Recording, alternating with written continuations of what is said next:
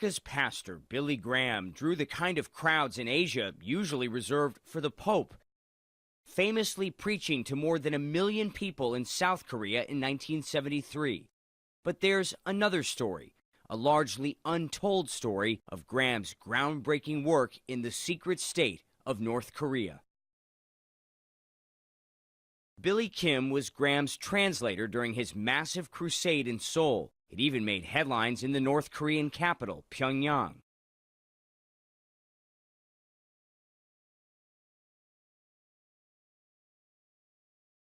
Two decades later, the anti-communist pastor was invited to Pyongyang. Graham, an honored guest of North Korea's late president Kim Il-sung. The nation was reeling from the collapse of the Soviet Union. Looking to improve ties with the U.S., Graham brought a private message from President H.W. Bush and a Bible for the North Korean leader.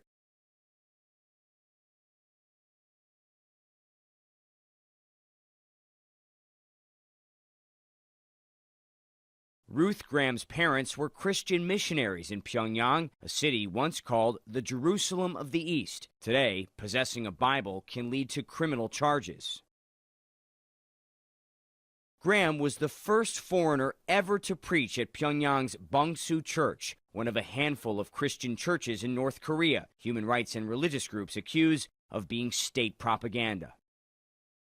Graham's two trips in 1992 and 1994 helped shape U.S. policy. He offered insight to U.S. presidents and peacemakers. He paved the way for other Americans and aid workers to visit North Korea, including Graham's son Franklin, whose charity Samaritan's Purse provided badly needed aid. Graham's popularity in South Korea helped make Myeong-sung Megachurch in Seoul the largest Presbyterian church in the world. Weekly attendance, around 100,000 people.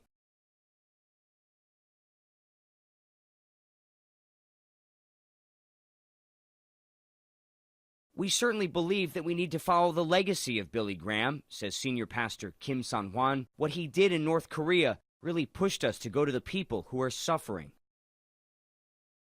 Billy Graham never realized his dream of bringing Christianity to the North Korean masses, but he did crack open the door of a closed society, allowing aid and perhaps faith to trickle in.